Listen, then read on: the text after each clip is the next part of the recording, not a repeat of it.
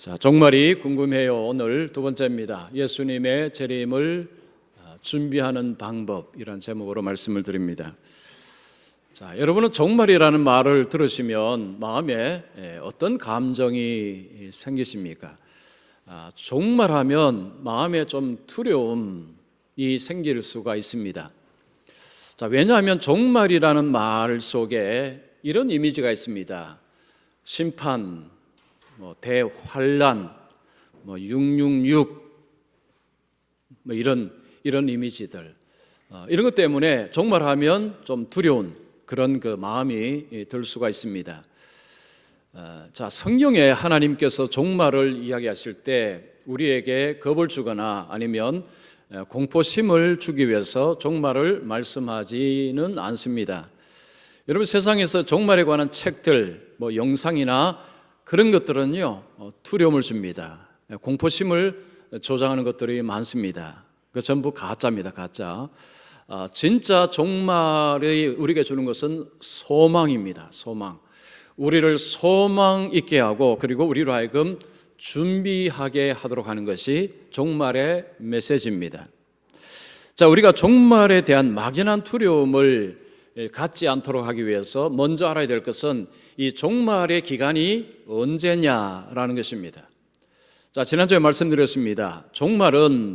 종말이라고 할 때 종말은 예수님의 초림부터 예수님의 재림까지 그 기간을 성경은 종말이라고 말씀합니다. 이것을 꼭 우리가 알아야 종말에 대한 막연한 두려움에서 그런 이야기를 하는 그런 것들을 구별해낼 수가 있습니다. 자, 종말은 예수님이 2000년 전에 오심부터 그리고 예수님이 다시 오실 때까지 그 사이의 기간을 종말의 기간이라고 말씀합니다. 지금 우리가 종말의 기간에 살아가고 있습니다. 그래서 성경에서 종말은 예수님의 초림, 예수님의 재림, 이 사이라는 것을 우리가 기억할 때 종말에 대한 바른 개념을 잡을 수가 있습니다. 자, 성경에서 종말을 이야기할 때 가장 중요한 사건으로 말하는 사건이 있습니다. 예수님의 재림입니다. 예수님의 재림 사건이 종말에서는 가장 중요한 사건입니다. 예수님의 재림을 모르면 종말을 안다고 할 수가 없습니다. 예수님의 재림은 성경에서 굉장히 중요하게 다루는 것입니다. 자, 신약 성경이 27권입니다. 27권 중에서 종말은 23권에서 언급이 되고 있습니다. 27권의 신약 성경 중에서 23권에서 예수님의 재림을 이야기하고 있습니다. 자, 이건 뭘 의미할까요? 중요하다는 것입니다. 예수님의 재림이 굉장히 중요한 사건이고 또 하나가 있습니다. 예수님의 재림은 확실하다라는 것을 던지는 것입니다. 예수님의 재림은 너무너무 중요하다. 그리고 예수님의 재림은 확실하다. 이 두 가지를 이야기하기 위해서 신약 성경에 그토록 예수님이 다시 오십니다. 예수님이 다시 오신다는 메시지를 던져주고 있습니다. 자, 오늘 말씀의 40절에도 예수님께서 자신이 다시 오실 것임을 말씀하고 있습니다. 여러분 40절 보십시오. 그러므로 너희도 준비하고 있으라. 생각하지 않은 때에 인자가 오리라. 예수님께서 자신을 인자라고 표현하죠. 인자가 오리라. 다시 이 땅에 오신다는 것입니다. 요한계시록 22장 끝절 앞절에 보면 예수님이 이렇게 말씀합니다. 내가 진실로 속히 오리라. 성경 마지막에 예수님께서 하신 말씀 제자를 통해서 기록하게 하신 것은 내가 속히 오리라. 내가 진실로 속히 오리라. 이 예수님이 진실로라는 표현은 반드시 확실히라는 그런 의미도 들어가 있습니다. 성경은 예수님이 반드시 다시 오신다라는 것을 말씀합니다. 자, 이것을 말씀하면서 우리에게 예수님이 재림하시기 전에 잘 준비해야 된다라는 메시지를 던지고 있습니다. 자, 그러면 우리가 어떻게 준비해야 될 것인가? 오늘 말씀에서 예수님이 우리에게 어떻게 준비해야 되는가를 말씀하고 있습니다. 자, 우리가 예수님의 재림을 생각할 때 먼저 우리가 알아야 되는 것이 하나가 있습니다. 예수님이 왜 재림을 하시는가? 그 이유를 알아야 됩니다. 자, 첫 번째입니다. 예수님은 세상을 심판하기 위해서 다시 오십니다. 예수님이 왜 다시 오시느냐? 세상을 심판하기 위해서 오십니다. 예수님이 처음에 오셨을 때는 마구간에 연약한 아기로 태어나셨습니다. 사람들은 예수님을 조롱했습니다. 예수님께 침뱉었습니다. 예수님께 욕을 했습니다. 예수님은 그걸 다 받으셨습니다. 그런데 예수님이 다시 오실 때는 초림 때와는 완전히 다른 모습으로 오십니다. 왕의 모습으로 오십니다. 하나님의 영광으로 이 땅에 오십니다. 심판주로 오십니다. 만왕의 왕으로 이 땅에 내려오십니다. 그러니까 초림 때는 사람을 구원하기 위해서 오셨다면 재림 때는 온 세상을 심판하기 위해서 예수님이 오십니다. 요한계시록 1장 7절 한번 보십시오. 볼지어다 그가 구름을 타고 오시리라. 각 사람의 눈이 그를 보겠고 그를 찌른 자들도 볼 것이요 땅에 있는 모든 족속이 그로 말미암아 애곡하리니 그러하리라. 자, 여기 두 가지 중요한 표현이 있습니다. 구름을 타고 그리고 애곡한다는 표현입니다. 예수님께서 구름을 타고 오신다고 말씀합니다. 자, 이건 뭘 의미할까요? 그냥 예수님이 구름 타고 오신다, 그냥 그것을 설명할까요? 그렇지 않습니다. 구름을 타고 온다는 것은 하나님의 영광으로 이 땅에 오신다는 표현입니다. 하나님의 그 영광으로 이 땅에 오신다는 표현이 구름을 타고 오신다는 것입니다. 출애굽기 19장 6절에 보면 빽빽한 구름이 산 위에 있고 진중에 있는 모든 백성이 다 떨더라. 하나님이 임재하실 때, 하나님의 영광 가운데서 임재하실 때에 무리들이 두려워서 벌벌 떨었습니다. 여기에 빽빽한 구름이라는 것이 하나님의 임재를 표현하는 것입니다. 하나님이 이 땅에 오실 때 구름 가운데서 오신다. 즉 구름 속에서 오신다는 것은 예수님이 하나님의 영광으로 이 땅에 다시 오신다라는 말씀입니다. 자, 그리고 애곡한다는 표현은 절망 중에서 통곡한다, 울부짖는다는 표현입니다. 예수님이 이 땅에 오셔서 심판하실 때에 어떤 사람들은 절망 가운데서 통곡하고 울부짖는 일이 일어날 것이다 라는 말씀을 한 것입니다. 이 땅에서 예수님을 거절하고 예수님의 주되심을 받아들이지 않고 자신을 하나님으로 삼고 자신의 인생을 자신이 주인으로 삼고 하나님의 뜻과 상관없이 살아갈 때에 주님이 다시 오실 때에 그들은 울부짖고 통곡하는 일이 벌어질 것이다. 예수님은 이를 간다는 표현도 하셨습니다. 이를 부드득 갈게 될 것이다 라는 말씀하셨습니다. 자, 예수님이 다시 오심은 성경에서 심판의 때라는 것을 여러 곳에서 말씀합니다. 베드로후서 5장 10절을 보십시오. 3장 10절을 보시면 주의 날이 도둑같이 오리니, 자, 그 날에는 하늘이 큰 소리로 떠나가고 물질이 뜨거운 불에 풀어지고 땅과 그 중에 있는 모든 일이 드러나리로다. 주의 날이라는 표현은 심판의 날이라는 표현입니다. 구약에도 주의 날, 여호와의 날 이런 표현이 있습니다. 이 표현은 심판의 날, 예수님이 이 땅에 오시는 날은 심판의 날이다. 그 심판의 날에 사람들이 애곡할 것이다, 통곡할 것이다. 왜 애곡할까요? 구원의 문이 닫혀버리기 때문이에요. 예수님이 다시 오시면 구원의 문이 닫혀버립니다. 더 이상 구원의 기회가 주어지지 않습니다. 그동안 복음을 듣고 복음을 거절하고 예수님을 거절하는 삶에 대한 그 자신 속에서 자신의 어리석음, 자신의 이 잘못된 선택으로 인한 비통함, 그 절망의 울부짖음을 예수님이 오실 때 하게 된다는 것입니다. 하나님이 못하시는 것이 세 개가 있습니다. 하나님은 죽을 수가 없습니다. 하나님은 죽지 못하십니다. 두 번째는 회개하지 않는 자를 구원하실 수가 없습니다. 세 번째는 회개하는 자를 벌하실 수가 없습니다. 회개하는 죄인을 벌하시지 않습니다. 회개하는 자를 구원해 주십니다. 이것이 성경에 나타난 하나님입니다. 예수님께서 재림하시기 전의 기간은 인생에게 어떤 의미가 있느냐 하면 회개의 기회입니다. 하나님께서 주시는 복음을 통해서 자신의 삶을 돌이킬 수 있는 기회가 예수님 오시기 전 기간입니다.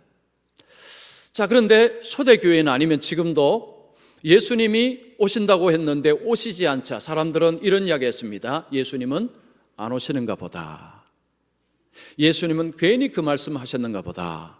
예수님은 안 오신다. 이런 이야기를 하는 사람들이 있었습니다.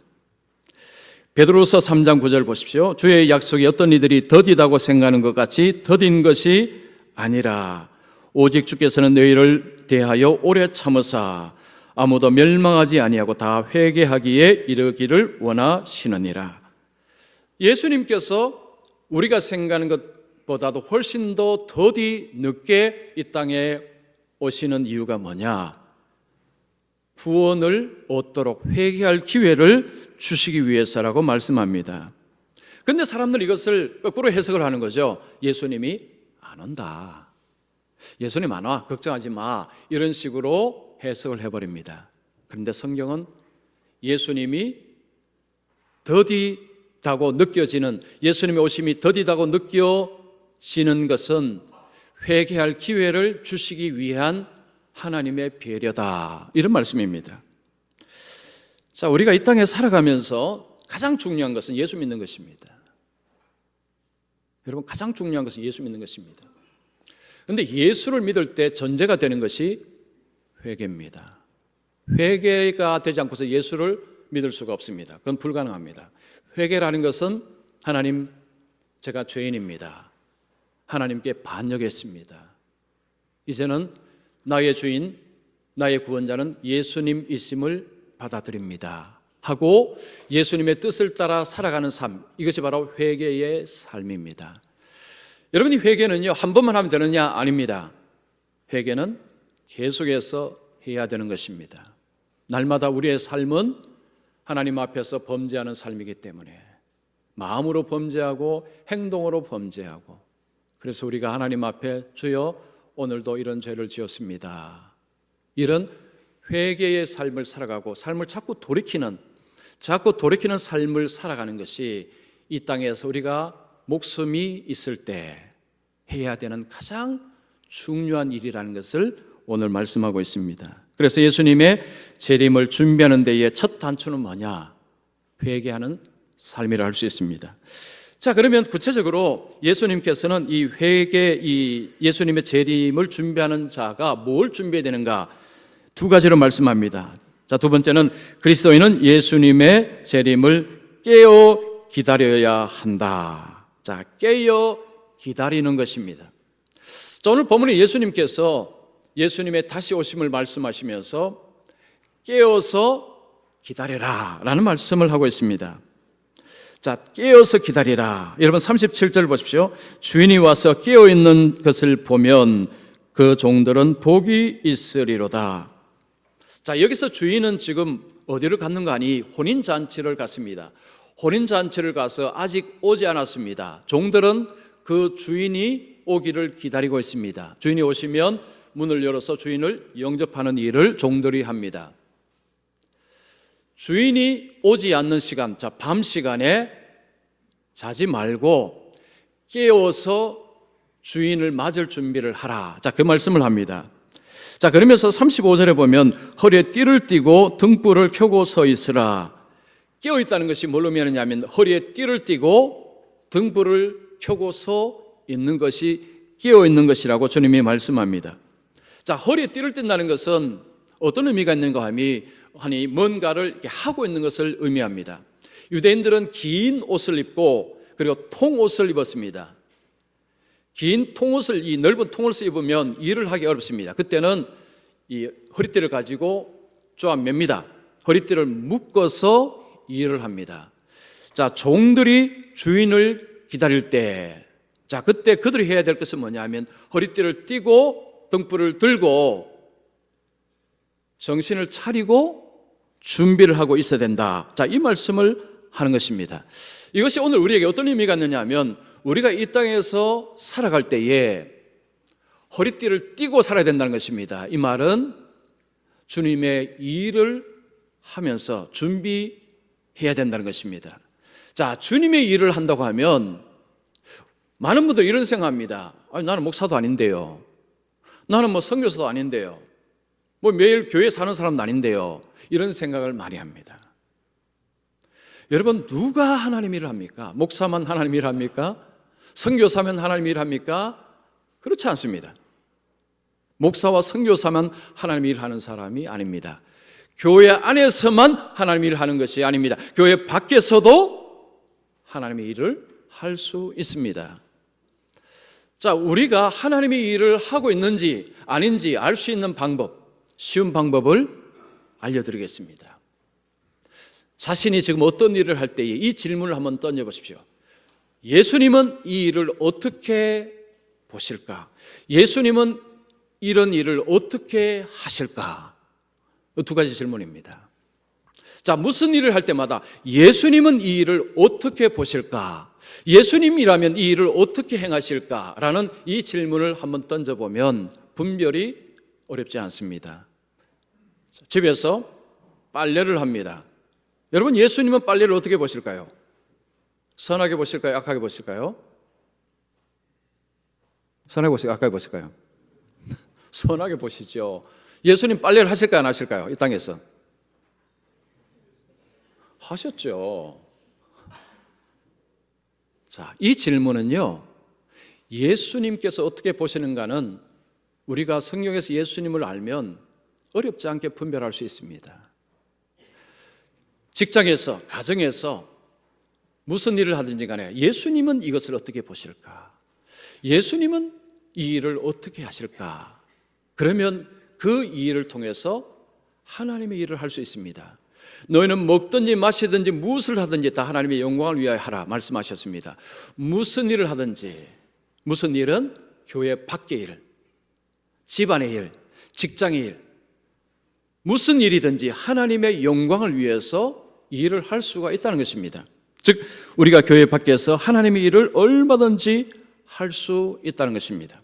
자, 그런데 문제는 우리가 하는 일 속에 하나님의 일이라는 관념이 없이 그냥 이건 세상 일이야, 이렇게 할 때 문제가 발생합니다. 똑같은 일을 할 때도 내가 하나님의 일을 한다고 생각할 때 하는 것하고 그냥 세상 일이야 하고 하는 것하고는 천냥지 차이입니다. 엄청난 차이가 납니다. 하나님의 일이라고 생각하며 산다는 것은 살면서 하나님의 일에 관심을 가지고 하나님의 일에 애를 쓴다는 표현이고, 이건 세상 일이야 하는 것은 하나님의 일에 별로 관심이 없다는 이야기입니다. 우리가 하나님의 일에 관심이 없으면 어디에 관심이 많을까요? 세상 일에 관심 많습니다. 세상 일이라는 것은 내 육신을 만족시키는 일에 관심이 많게 됩니다. 자, 예수님께서 오늘 이 본문 앞쪽에 보면 너는 무엇을 먹을까, 무엇을 마실까, 무엇을 입을까 염려하지 말라 이 말씀하셨습니다. 이 말은 육시적인 만족을 위해서 살지 말라는 이야기죠. 너희들은 영적인 존재다. 하나님의 형상을 입은 하나님의 사람들이다. 영적인 존재다. 육신적인 만족을 구하면서 거기에 조바심치고 살지 말라는 것입니다. 그러면서 예수님께서 이 땅에 오시면서 사람들에게 주신 나라가 하나님 나라입니다. 영적인 삶을 산다는 것은 쉽게 말하면 하나님 나라의 삶을 사는 것입니다. 주님을 왕으로 모시는 삶이 하나님 나라의 삶입니다. 가정에 사시든지 직장에 있든지 그곳에서 주님은 나의 왕이십니다 할 때에 그는 하나님 나라의 삶을 살아갑니다. 예수님은 우리에게 하나님 나라의 삶을 가장 소중하게 그리고 가장 중요하게 여기고 살라고 말씀합니다. 너희는 먼저 그의 나라와 그의 의를 구하라. 이 말씀이 그 말씀입니다.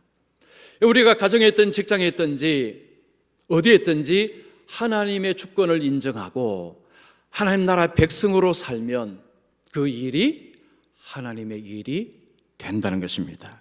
그래서 예수님께서 깨어있어라는 표현은 이 땅에서 하나님의 일을 하면서 살라는 것입니다. 이것이 준비하는 것입니다. 또 하나는 예수님께서 기다리는 자라는 표현을 썼습니다. 자, 기다린다는 표현은 36절에 보시면 너희는 마치 그 주인이 혼인집에서 돌아와 문을 두드리면 곧 열어주려고 기다리는 사람과 같이 되라. 자, 자, 여기서 기다리는 사람과 같이 되라는 표현을 하십니다. 종들은 주인을 기다리고 있습니다. 근데 주인이 언제 오는 거 아니?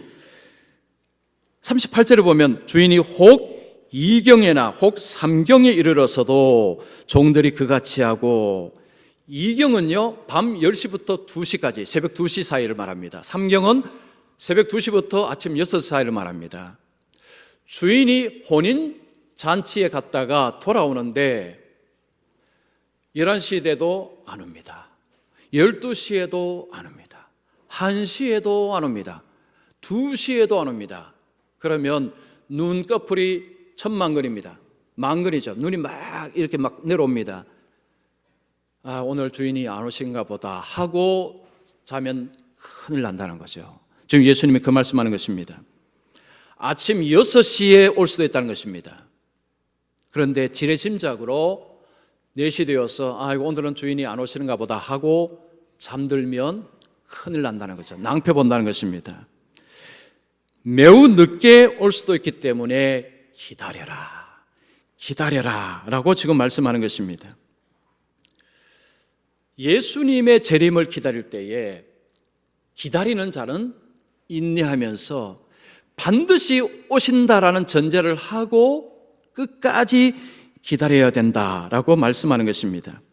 여러분 39절 40절 보시면 너희도 아는 바니 집 주인이 만일 도둑이 어느 때에 이럴 줄 알았더라면 그 집을 뚫지 못하게 하였으리라. 그러므로 너희도 준비하고 있으라. 생각하지 않은 때에 인자가 오리라 하시니라.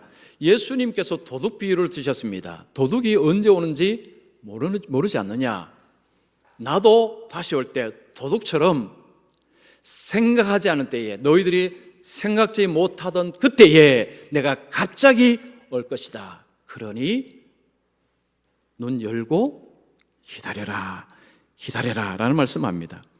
자, 여기에서 기다린다는 표현은 좋은 것을 기대하면서 기다린다는 의미입니다. 여러분 집에 귀한 손님이 오시면 기다립니다. 기다리죠? 그때 기다릴 때의 마음이 설렙니다. 좋지 않은 사람이 온다면요 기다린다 표현을 안 씁니다.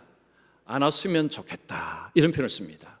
근데 귀한 사람이 오면 우리가 단어를 쓸 때 기다린다는 표현을 씁니다. 자, 예수님께서 여기서 기다린다는 표현은 예수님의 재림이 소망이 되어서 그날이 왔으면 좋겠다라는 마음으로 기다려야 된다라는 말씀을 하고 있는 것입니다.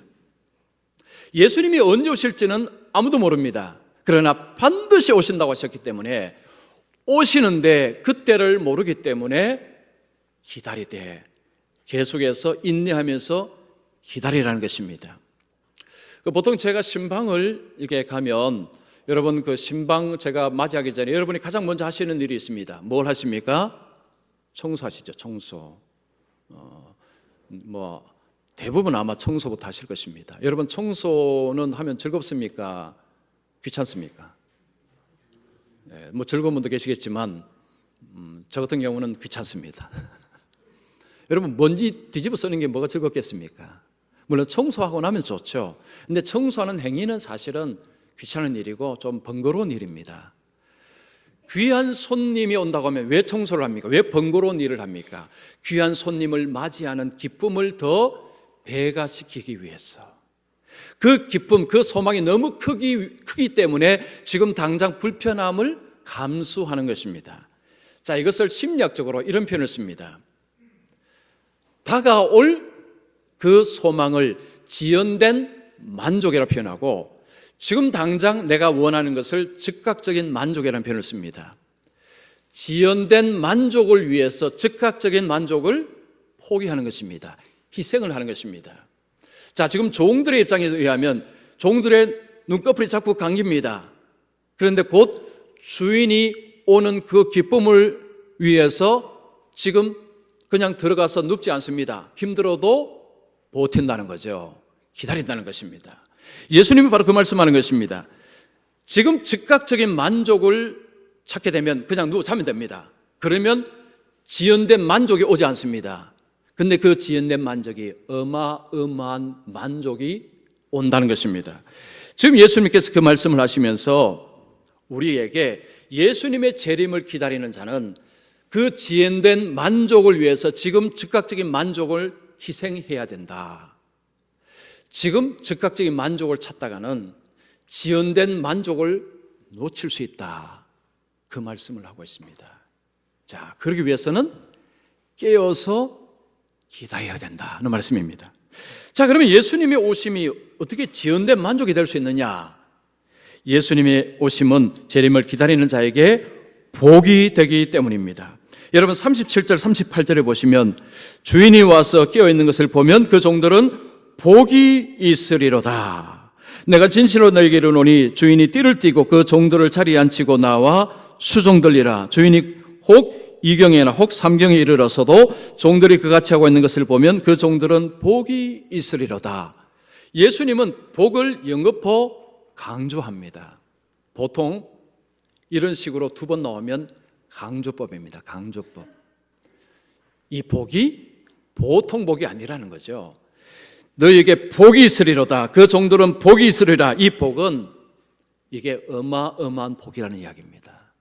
자, 예수님께서 깨어서 기다리는 자에게는 어마어마한 복이 있을 것이다. 이 말씀을 하고 있습니다.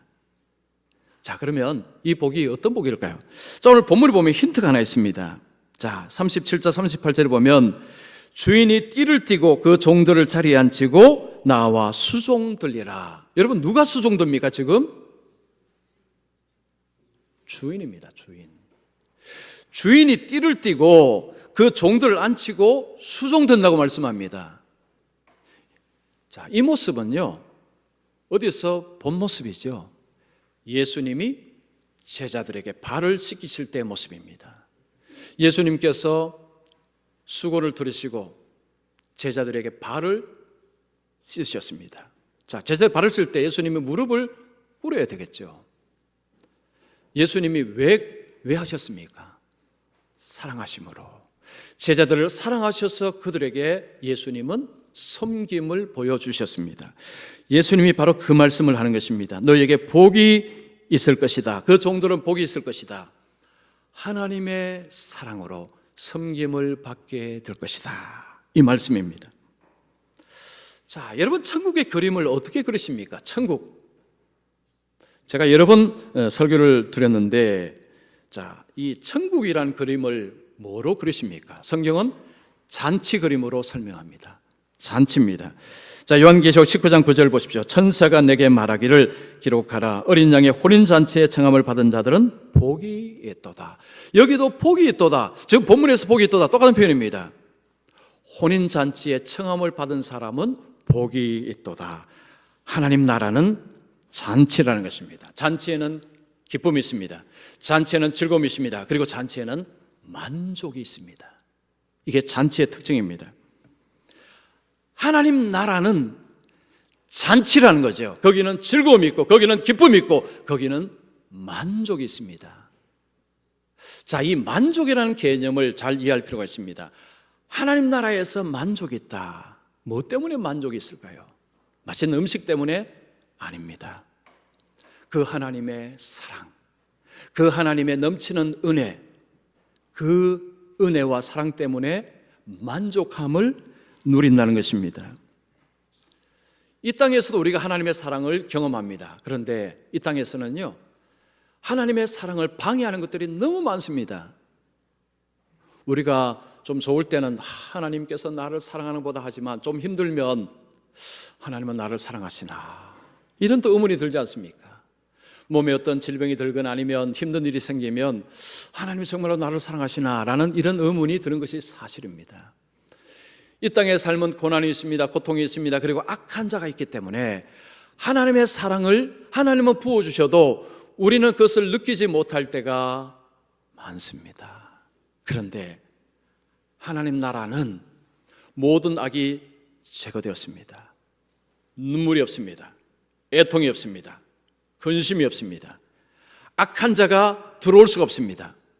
하나님의 사랑이 온전히 그대로 부어지고 그 하나님의 사랑을 온전히 흡수할 수 있는 그 나라가 하나님의 영원한 나라라는 것입니다.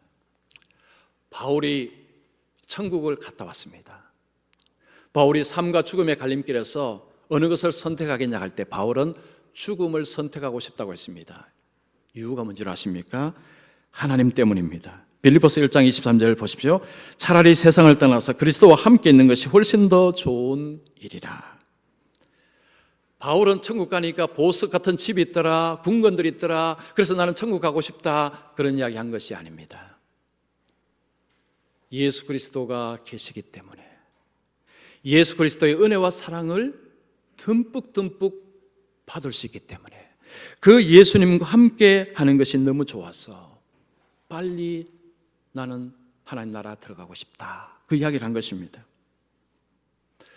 여러분, 우리의 삶의 만족은요, 돈으로, 물질로, 명예로 아니다는 거 여러분 다 아시죠? 그런데도 사람들은 그 길을 열심히 따라갑니다.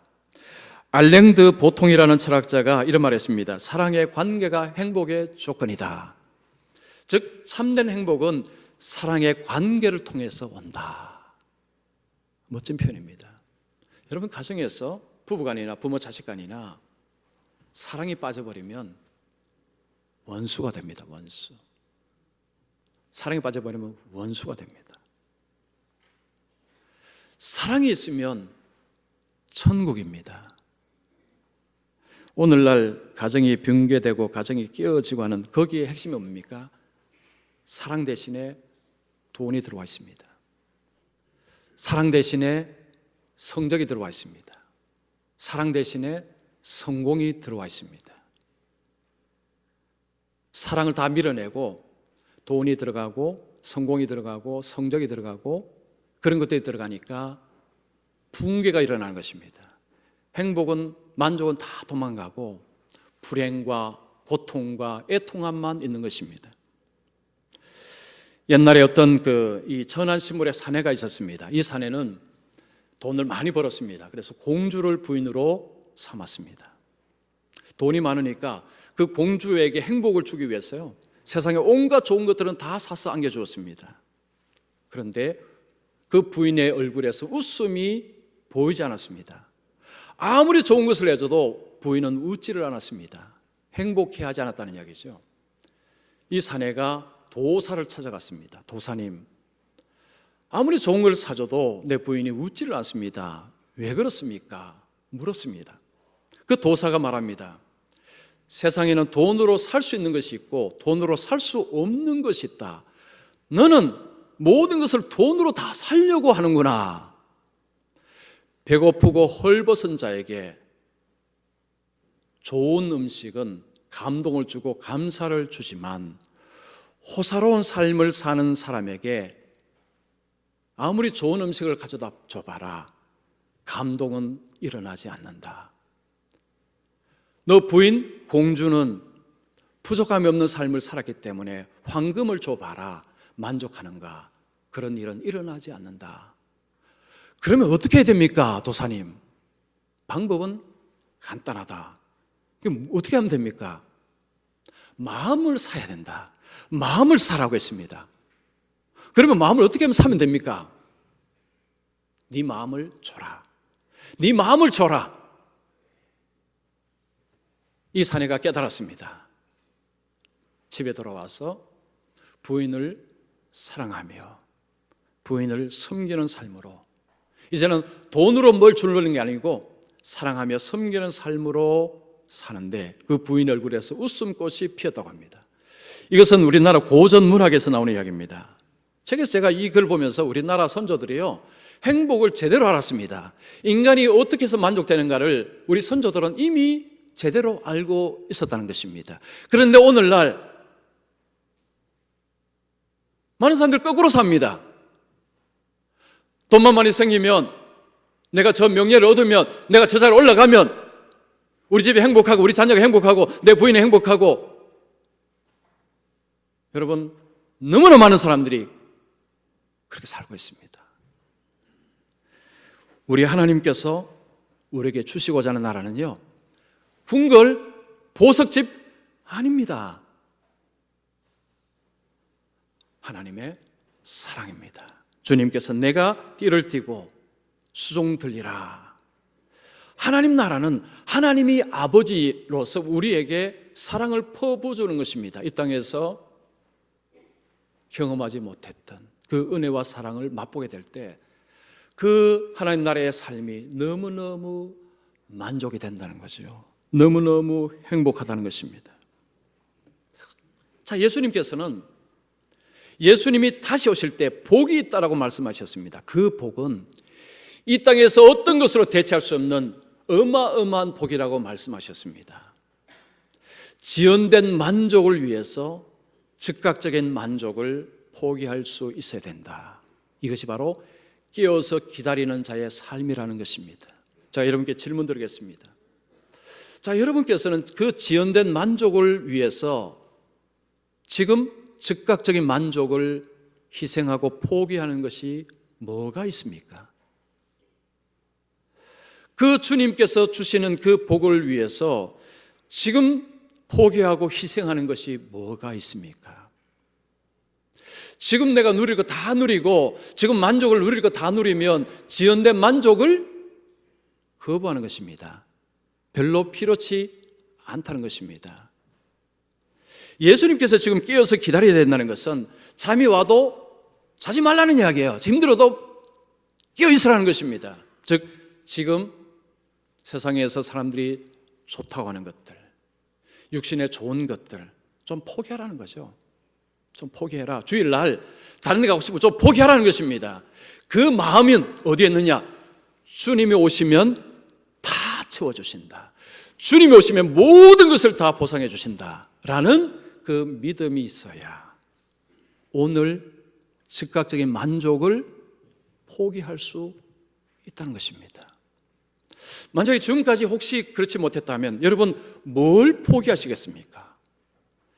그 주님의 오심을 위해서, 그 지연된 만족을 위해서 지금 즉각적인 만족, 포기할 수 있는 만족이 무엇입니까? 살펴보십시오.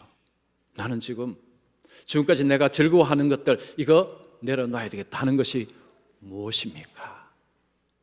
여러분 그것을 살펴보시고 오늘부터 작더라도 하나씩 포기하시고 하나씩 희생을 해보십시오. 그래야만 기다림이 가능합니다. 지금 즐거운 거 다 누리면요 기다리지 않습니다. 별로 필요성을 못 느낍니다. 지금 희생하고 좀 힘들어야 주님이 오시면 다 채워주실 것이다. 주님을 만나면 주님께서 다 주실 것이다. 이게 느껴진다는 것입니다. 그래서 자 오늘 예배하시는 우리 모든 분들은요 그 지연된 큰 만족을 위해서 좀 작은 사소한 즉각적인 만족을 내려놓으시면서 주님이 언제 오실지는 모르지만 그 주님의 오실 날을 잘 준비하시는 깨어서 기다려서 주님 오실 때에 내게 복이 있으리로다 이 음성을 듣는 여러분들 되시기를 축원합니다. 자, 기도하겠습니다.